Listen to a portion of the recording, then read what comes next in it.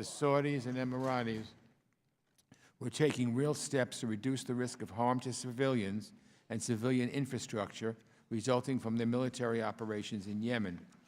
In the period of time before the certification was due, attacks against civilians rose sharply.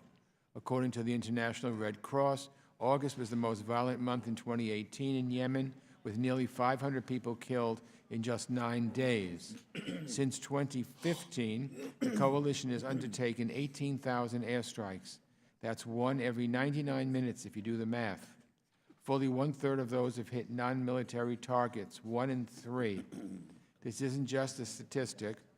One of those 1 in 3 was a school bus in northern Yemen with 40 children on it. That's not acceptable. So I was stunned, frankly, that in September, the administration certified that the Saudis and Emiratis were indeed taking these steps, these so-called demonstrable actions to reduce civilian deaths. The administration simply could have waived the requirement. The law allowed that, but they didn't. They essentially told us not to believe our eyes. Let me be clear. We have real strategic interests in that part of the world. Iran continues to destabilize the region, and their support for the Houthis is only part of their strategy to bleed their regional adversaries. But I do not support providing assistance that we know is being used to kill civilians. And so if the administration won't demand any sort of accountability from the Saudis and Emiratis, the work then falls to the Congress. The Pentagon cut off refueling as a matter of policy, but that could be reversed at any time. This resolution would cut off refueling as a matter of law. It also sends a clear message to the administration, to our partners in the Gulf, and to our adversaries that Congress won't sit back and shirk our responsibilities when it comes to foreign policy. It's time to have the debates about how, when, and where the U.S. military is engaged around the world. This resolution is sparking that debate. So I will support moving this measure to the floor, and at this time I will yield to the ranking member for any comments he might have. Thank you, Mr. Chairman. I have a tremendous respect for the chair, but I must say this first markup is I think, a departure from the strongly bipartisan cooperation that we've enjoyed on this committee. I believe that this committee does have a solemn responsibility to appropriately exercise congressional war powers under Article 1 of the Constitution. But the mechanism to force withdrawal of U.S. forces under the War Powers Act applies only when we are engaged in live-fire hostilities. This is not the case here. This is not what our military is doing currently in Yemen. This resolution would set a very dangerous precedent. Are we now going to allow any member to use this privileged war powers tool to second-guess all U.S. security cooperation agreements throughout the world? This interpretation could impact our assistance to Israel. It could impact our cooperation with African nations in the Sahel. We could recklessly undo critical security relationships we have spent decades building. This is not what the War Powers Resolution has ever meant, and it should not be used this way now. A vote in favor is a victory for bad policy. As we heard at this morning's hearing, the situation in Yemen poses critical strategic and humanitarian issues that deserve careful attention. If we want to discuss conditioning assistance to Saudi Arabia in this conflict, that is an area we can explore and debate. But this resolution is trying to hammer a square peg into a round hole. It misuses an extraordinary war powers tool to try to get at the issue of security assistance to a third country. Even our aerial refueling of Saudi jets, which does not constitute hostilities as traditionally understood, ended last November. And I spoke with Defense Department representatives yesterday who reaffirmed that U.S. forces are not engaged in hostilities against Houthi forces in Yemen. They confirmed the continuing accuracy of the detailed letter sent to Congress last year by the department's acting general counsel. No one is saying that U.S. security assistance to Saudi Arabia or anyone else is beyond congressional scrutiny. We have many tools to use, including this committee's arms sales notifications targeted legislation, and the annual appropriations process, among others. But this resolution stretches the definition of hostilities to cover non-U.S. military operations by other countries. It reinterprets U.S. support to those countries as engagement in hostility. This has implications far beyond Saudi Arabia. Under this model, if any member of Congress doesn't like something that any of our security partners does overseas, that member can force quick consideration of a resolution directing the removal of U.S. forces from hostilities, quote, in or affecting, unquote, that situation. It no longer matters that U.S. forces are not actually conducting those hostilities. The bill is vague and irresponsible. It will create doubts for our partners and allies around the world. It will trouble the many Americans who believe the burden sharing with capable allies is vital for U.S. national security. And for that reason, I oppose this measure. And Mr. Chairman, I ask unanimous consent to place into the record 3 documents. One, the January 2019 Department of Defense report to Congress concerning our similar acquisition and cross-servicing activities with over 117 nations around the world, including our NATO allies, CT partners in the Sahel, Israel, and others. 2, the November 28, 2018 statement of the administration policy opposing SJ Res 54 because, quote, the United States forces are not engaged in hostilities between the Saudi-led coalition and Houthi forces in Yemen, unquote. And third, the February 27, 2018 letter from the Department of Defense Office of General Counsel explaining the legal and security concerns posed by the approach used by today's resolution. I ask unanimous consent to place those in the record. Without objection, so moved. And I thank the chairman for that. And again, I oppose this measure, and I yield back my time. The ranking member yields back. Does any other member seek recognition on the resolution? I'm told Mr. Connolly does. Thank you, Connolly. Mr. Chairman. And I appreciate the juridical distinction made by the ranking member that the United States is not technically involved on the ground in hostilities.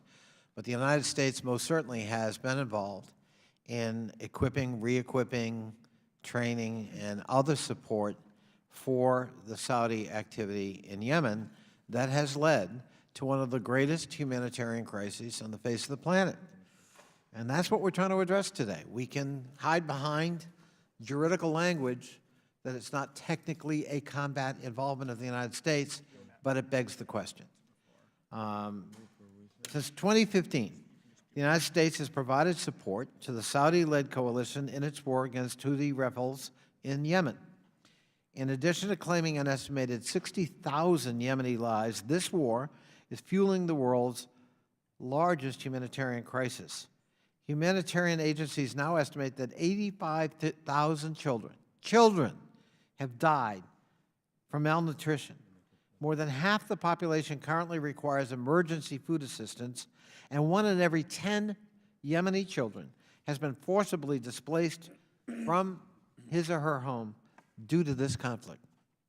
In 2017, in September 2018, Secretary Pompeo certified to this Congress that the Saudi and Emirati governments were mitigating harm to civilians and civilian infrastructure in Yemen.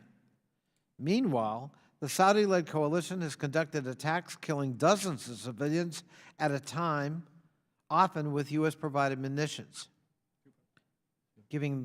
belying the certification made in September of 2018.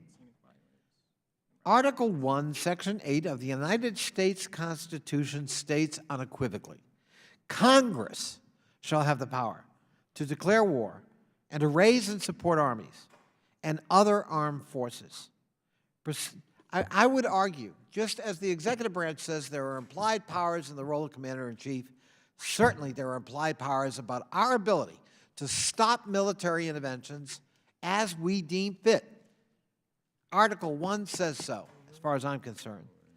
Pursuant to the War Powers Resolution, PL 93-148, The President must remove U.S. armed forces engaged in hostilities outside U.S. territory without a specific statutory authorization if Congress so directs. And I would argue that that's a broad authority for Congress. It doesn't necessarily mean U.S. combat troops on the ground. Support for ongoing hostilities by a third power, an ally, certainly qualify as far as I am concerned. With the gentleman lead, we're concerned that there's time running out. There's 37 seconds left. So I support the resolution in front of us. I believe Congress needs to reclaim its congressional power, and I will vote for the resolution pending before this committee. I thank the chair. I thank the gentleman. The committee will now recess until after votes on the floor. The committee stands in recess.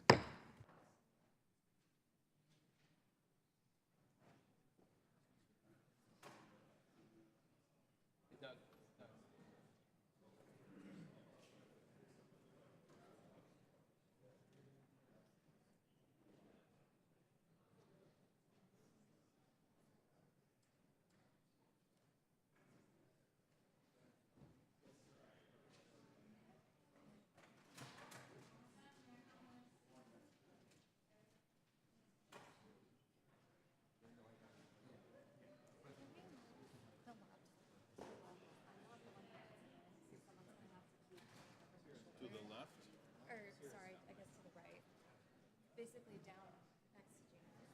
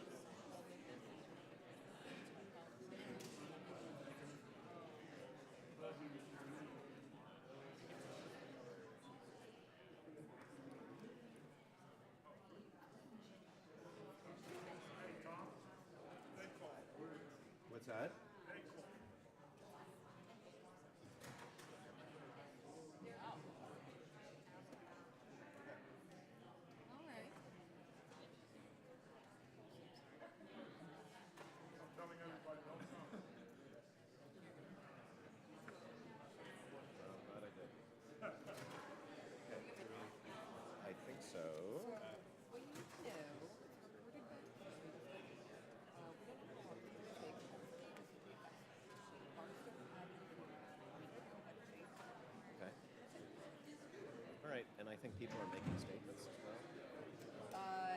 Not mandatory, but Let me ask. that's what the staff told me. Okay. Let me figure out the order. I assume it's the usual. Is that something that you want to do? I mean, I'll feel it out, but if it feels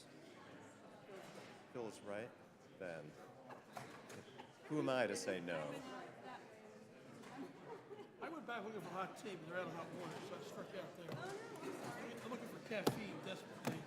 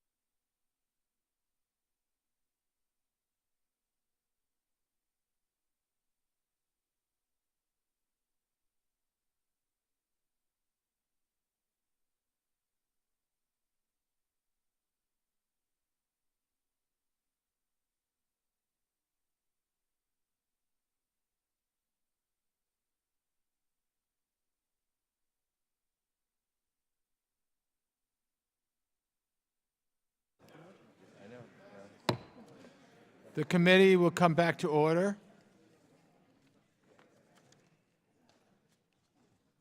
For those who weren't here, before we broke, I gave my opening statement, and the ranking member gave his opening statement, and then Mr. Connolly of Virginia gave a statement. So we can now call on any other members seeking recognition. First, we'll start from the Republican side. Anybody seeking recognition? Mr. Chairman. Okay, Mr. Wilson. Thank you, Mr. Chairman. Mr. Chairman, I appreciate that the Foreign Affairs Committee has always had a strongly bipartisan cooperation to work on issues that are so important to the American people. I believe that the committee has a solemn responsibility to appropriately exercise the Congressional War Powers Act under Article 1 of the Constitution, but the mechanism to force withdrawal of U.S. forces under the War Powers Act applies only when we are engaged in live fire hostilities. This is not what our military is currently doing in its operations and support of operations in Yemen. This resolution would set a very dangerous precedent, as we are now going to allow any member to use this privileged war powers tool to second-guess all U.S. security cooperation agreements throughout the world. This interpretation could impact our assistance to Israel. It would impact our cooperation with African countries in the Sahel.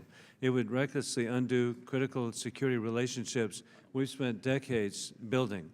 This is not what the War Powers Resolution was ever meant, and it should not be used in this way. A vote in favor is a victory for bad politics. As we have heard at this morning's hearing, the situation in Yemen poses critical strategic and humanitarian issues that deserve careful attention. If we want to discuss conditioning assistance to Saudi Arabia in this conflict, that is the area that we need to explore and debate.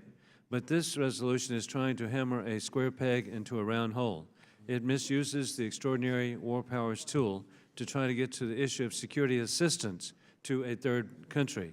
This, even of our refueling of Saudi jets, which does not constitute hostilities as traditionally understood, ended last November. I spoke with the Department of Defense representatives yesterday who reaffirmed the U.S. forces are not engaged in hostilities against the Houthi forces in Yemen. They confirmed the continuing accuracy of the detailed letter sent to Congress last year by the Department's acting general counsel. No one is saying that U.S. security assistance to Saudi Arabia or anyone else is beyond congressional scrutiny. We have many tools to use, including the committee's arms sales notifications, targeted legislation, and the annual appropriations process, among others. But this resolution stretches the definition of hostilities to cover non-U.S. military operations by other countries. It reiterates and reinterprets U.S. support to these countries as engagement in hostilities.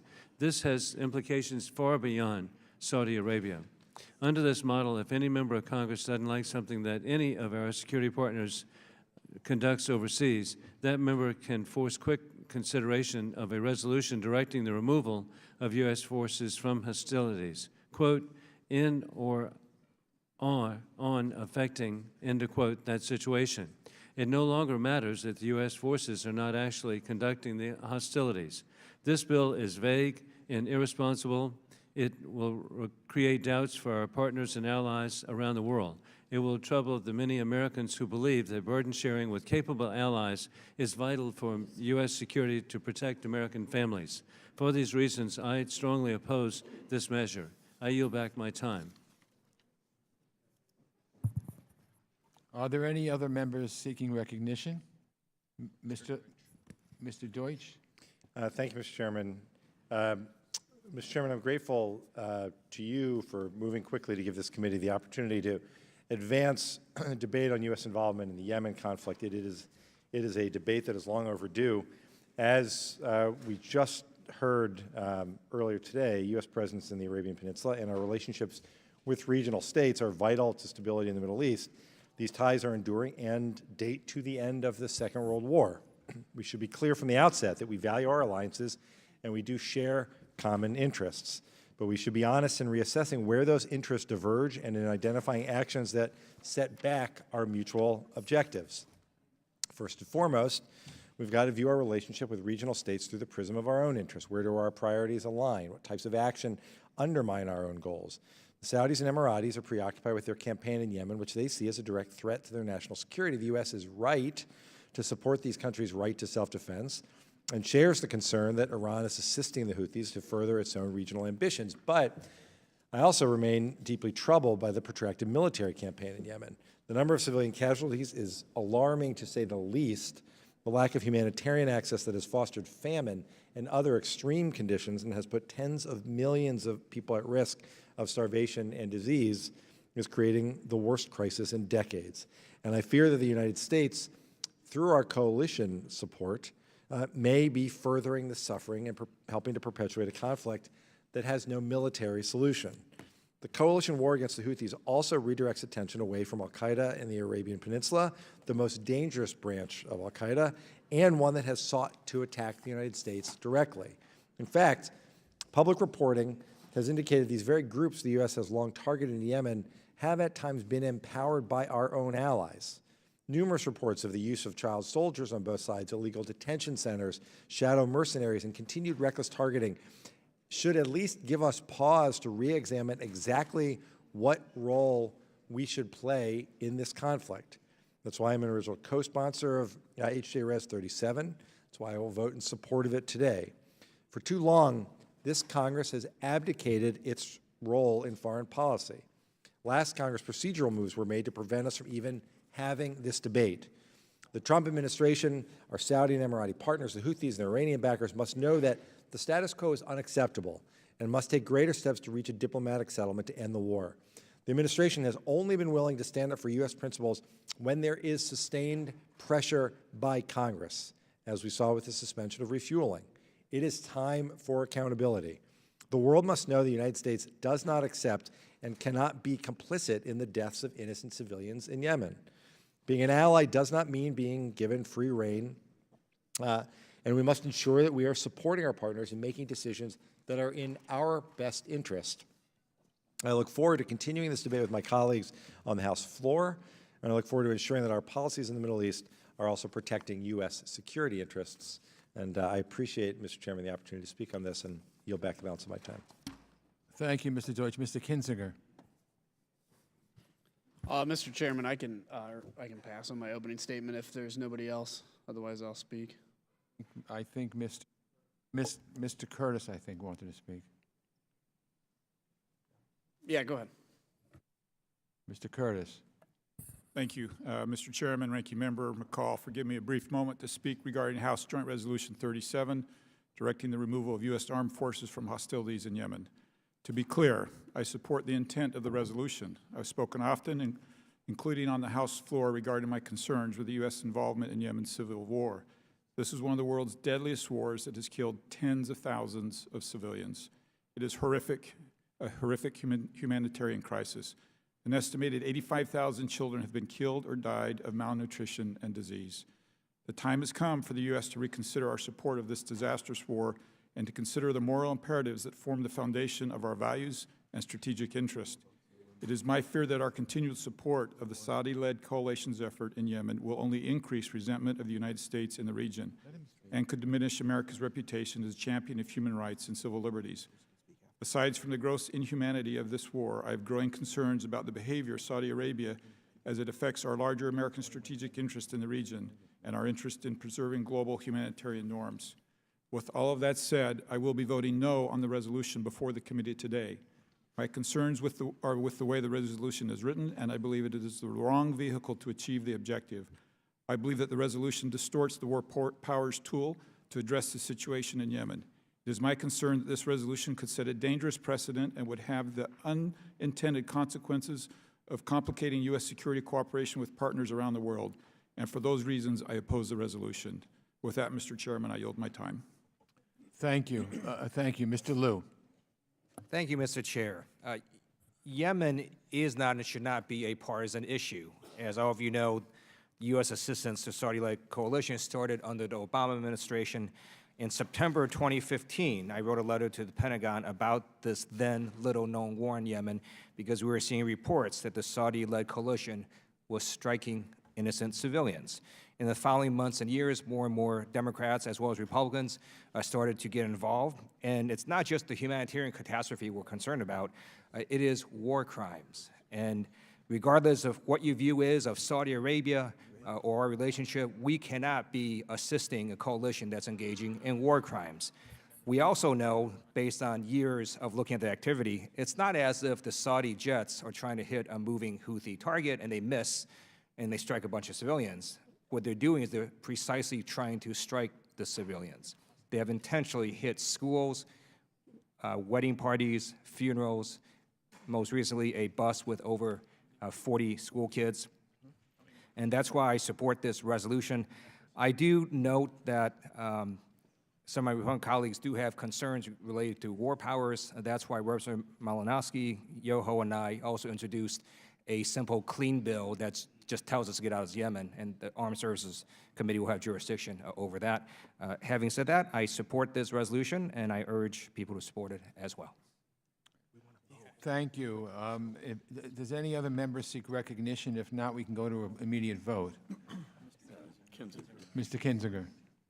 Thank you, Mr. Chairman. I did change my mind because there was more discussion than I thought. So thank you for this opportunity to address this again.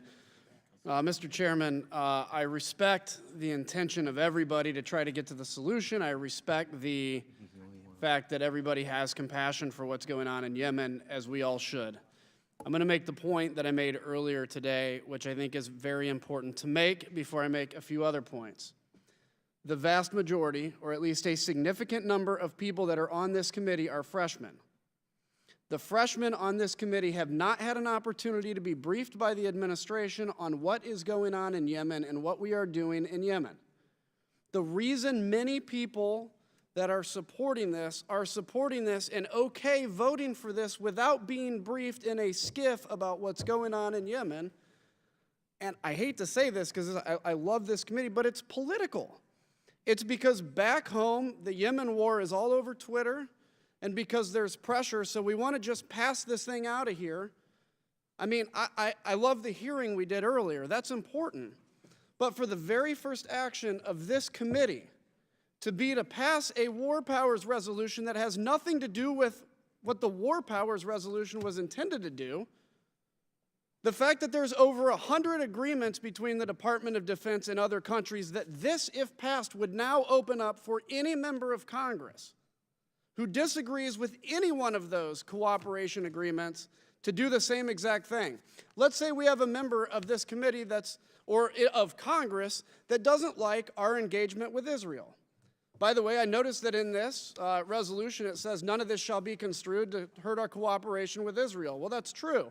It also is not construed for our cooperation with Georgia or the Puppy Brigade or anybody, because this is specifically about Yemen. The point about Israel is this opens up that opportunity now for any member to come forward and say they disagree with our military cooperation with Israel and do a privileged resolution and force a vote on the floor. In the country of Georgia, where a third of it is occupied by Russian forces, we have cooperation with that nation. Now, anybody that is pro-Russian can come forward and say that we need to debate ending cooperation with the Georgian military and everything else. Look, if you vote for this, I don't think you're a bad person, trust me. I don't think you have America's interests not at your heart. But my request of this committee, if we're going to take up this resolution, is let's all have really good discussions about it. Let's have information in the skiff about what we're really doing over there. Let's have a detailed discussion about what happens if we pull out all cooperation of Saudi Arabia, and what does that look like in terms of targeting in Yemen, and go through what we need, and then as a committee, we can have this vote. But Mr. Chairman, respectfully, and I have a great deal of respect for you, this is our very first committee action, and we're getting ready to take an action that is going to have detrimental consequences without really thinking it through. So I have a great deal of respect here for all of my colleagues, but I would beg you to think through what your vote would have. I get the political implications of this. I get that Saudi Arabia, for instance, is a hot topic right now in the political sphere. But what we do on this committee is not about politics. There's always some of that, we get it.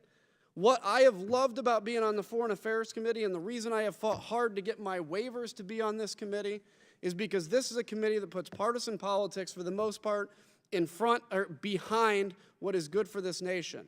And if you all think decision after having all the information in front of you before just saying the very first meeting of this committee, let's have a vote that could have a massive impact, open up over 100 defense agreements for any other member of the House of Representatives that takes a problem with that to debate and bring a privileged resolution. So with all due respect, I would beg you to vote against this. I would beg the majority to pull this resolution, but if they don't pull it, I would beg you to vote against it. Let's get briefings, let's move on, and then have a really good debate and vote after that. Thank you, Mr. Chairman. Thank you. Mr. Malinowski. Thank you, Mr. Chairman. I very much appreciate the sentiment that was just expressed and the passion behind it. With respect, I am a freshman who has spent many, many hours in SCIFs looking at this situation, having helped to oversee some of our assistance to Saudi Arabia in this conflict. We have a number of freshman members here who have significant national security experience. So I think we should debate the substance of this rather than suggest that any of us on this side have not thoroughly studied the question. For me,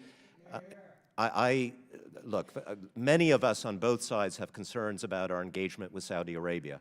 I share some of my Republican colleagues' concerns about not overusing the war powers resolution. I think there may be other ways to address these concerns, and as Mr. Liu mentioned, we hope to be able to work together with you on that. But the question here before us is a very simple one. Are we actually involved in active hostilities with the Saudis in Yemen? I can tell you most of my former colleagues in the State Department who were lawyers looking at this question believe that the answer to it was yes. And I think it stands to reason. Imagine, if you will, if a foreign power were engaged in airstrikes against Washington, D.C., as we spoke, and a second foreign power was refueling its aircraft over the Chesapeake Bay and then servicing those aircraft when they landed to stock up on bombs again so that they could resume their operations against us. Would we consider the second power to be engaged in active hostilities against us? I think all of us in this room would say yes. We are deeply, deeply embedded in the Saudi conflict in Saudi Arabia in a way that we are not in the various partnership relationships we have in Africa, in the Middle East, that my friend fears that this will implicate. I think the standard we are setting here for defining engagement in active hostilities is in fact very, very high, very, very appropriate, and I will be voting for this resolution as a result. Thank you. Would my friend yield for a question? Mr. Malinos? Yes, absolutely. Would my friend agree, in addition to the points he made, that we're arguing over what constitutes combat and hostilities, and that the support we've been giving in the Yemen conflict to the Saudis would clearly fall within the penumbra of hostilities and combat support involving U.S. military, if not on the ground? I would say yes, and in a way that's distinct from most of our partner relationships around the world. The provision of weapons to Saudi Arabia, in my mind, would not rise to that level. And would my But friend... refueling operations, targeting where we are actually there with them, selecting the target and enabling the aircraft to reach the target, if this was being done to us, there's no question in my mind that we would agree that that would be hostilities against the United States. So, if I'm not finished yet, if my friend would further yield. Of course, yes. So I understand that there are differences in approach, and that some have a juridical approach, which is that, strictly speaking, unless there are boots on the ground, we're not in combat, and this doesn't apply, and we're overreaching. I beg to differ, as obviously does my friend from New Jersey. But let me ask one final question. Would my friend also agree that just as there are implied powers for the role of the commander-in-chief that over the years have really been expanded, that there are also implied powers in Article 1, Section 8 of the Constitution exclusively granting to the legislative branch the power of war and peace and the assembling of armed forces. That's explicit language in the Constitution of the United States. And that today we are, in fact, you can disagree with the action, but certainly you can't argue constitutionally that we're not within our right to circumscribe the involvement of U.S. military when we have grave doubts on behalf of the people we represent. I certainly agree with my friend, and it's a responsibility that Congress over the years has arguably abdicated. And I think one of the points of this resolution and our broader efforts on Saudi Arabia, however we approach them, is to assert that Congress has that role and responsibility. Obviously, we need to exercise it responsibly, but I think we're doing so here. Time is up. Anybody on the Republican side wish to be heard? If not, we have one more on. Mr. Zeldin. I yield to Mr. Kinzinger. Thank you, Mr. Zeldin. Thank you, Mr. Chairman. I'm not going to take all 5 minutes. I do want to make a point, though. If the United States government was overthrown by a terrorist organization and somebody was bombing that terrorist organization and there was a country refueling and giving them targeting against the terrorist organization, I certainly wouldn't consider them an enemy. I think that's an important point to make. And again, I think just because I don't want to take all 5 minutes, one of the biggest things here is what precedent are we setting in any one of our defense cooperation agreements by this? I respect, sir, gentleman from New Jersey, that you do know what's going on. I would argue that there are a lot of people that just don't. And that's not a cut to them. There's probably situations around the world I don't know anything about because I haven't been briefed to the level I should have been. And I got to tell you, and this is dead honest, and my friends on the other side of the aisle know this about me, if my party in 2015 was bringing this up against President Obama, who began this cooperation, I would be saying the exact words I'm saying today, and I would be opposing my own party in this resolution because I think it's so bad. With that, I'll yield back to gentlemen. I yield back to the chair. Thank you. Ms. Spanberger. Thank you, Mr. Chair. To comment on the positions put forth by my colleague from Illinois, I would like to position that we, in fact, are making informed decisions. That's the focus of what we're doing here. And I can think of no better first action than one that is focused on Article 1 of the Constitution that requires that members of Congress make informed decisions about hostile engagement that, in fact, we undergo. And my colleague's reverse hypothetical of my colleague from New Jersey's position was actually not one that was something that we can perceive as a comparison, because in fact, the minute we start changing under which circumstances we're willing to abdicate our responsibility related to Article 1, in the case of a government overthrow, does Congress just step back and let the administration or the executive branch do whatever they want? In this circumstance or that circumstance, we are taking away and we are abdicating our responsibility as members of Congress. And the minute we engage in these hypotheticals where we are talking about different circumstances and allowing for and justifying behaviors in different circumstances, I think that's where we get into challenging territory. And so I will be supporting this resolution today because I think it is absolutely because we need to make informed decisions that Congress should be engaged on where it is that we are, in fact, engaged in hostile activity or military activity. I yield back. Thank you. All right, thank you. Hearing no further requests for recognition, the question is to report House Joint Resolution 37 to the House with the recommendation that the bill does pass. All those in favor say aye. Aye. All opposed, no. No. In the opinion of the chair, the ayes have it. Mr. Chairman, I ask for a recorded vote. A recorded vote has been requested. The clerk will call the roll. Mr. Sherman? Mr. Sherman? Mr. Meeks? Mr. Meeks? Mr. Siras? Mr. Siras votes aye. Mr. Connolly? Aye. Mr. Connolly votes aye. Mr. Deutsch? Mr. Deutsch votes aye. Ms. Bass? Ms. Bass votes aye. Mr. Keating? Mr. Keating votes aye. Mr. Cicilline? Mr. Cicilline votes aye. Mr. Barra? Mr. Barra votes aye.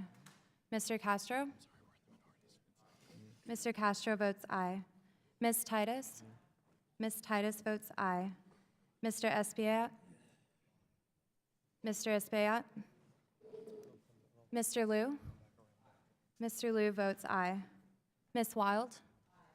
Ms. Wild votes aye. Mr. Phillips? Mr. Phillips votes aye.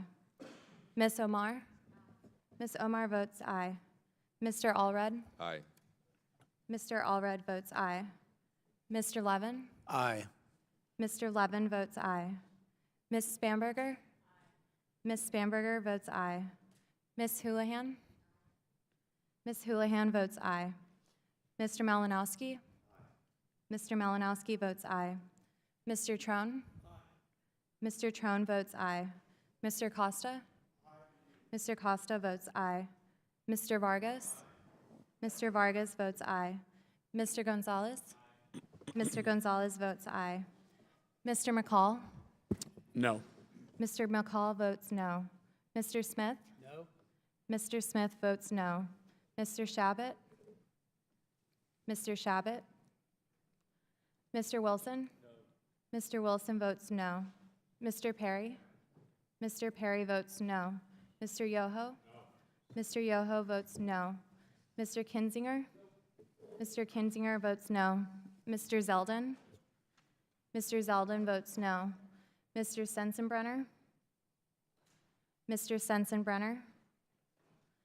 Mrs. Wagner? No. Mrs. Wagner votes no.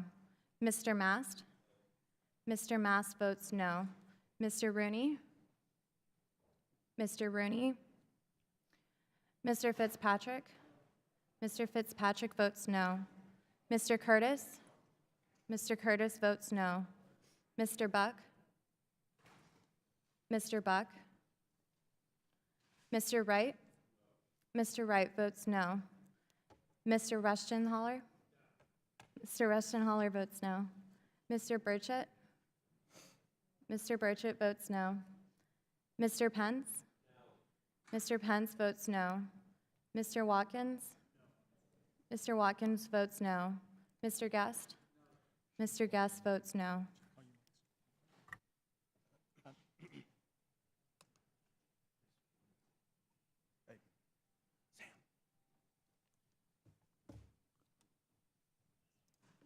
May I ask the clerk how Chairman Engel. votes aye? Chairman Engel votes aye.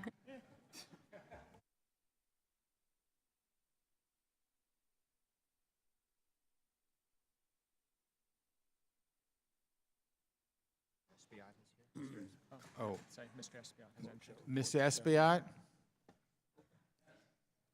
Mr. Mr. Espiat votes aye.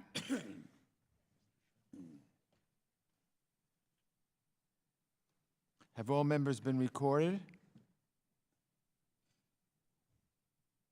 Okay, the clerk will report. One more? Is Mr. Sherman recorded? Is Mr. Sherman recorded? Mr. Sherman votes aye.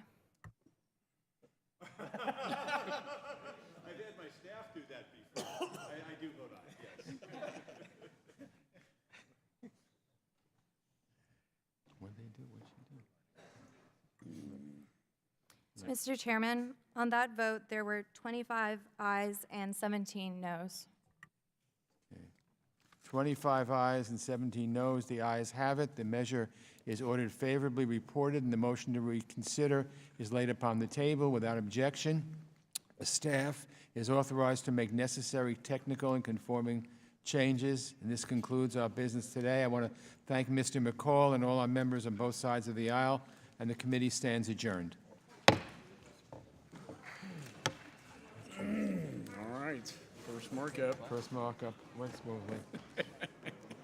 Not too many Now fireworks. we can agree on everything No one else. screamed. That was the procedure, it was the roll call that was the most interesting The roll part. call was kind of A little dicey.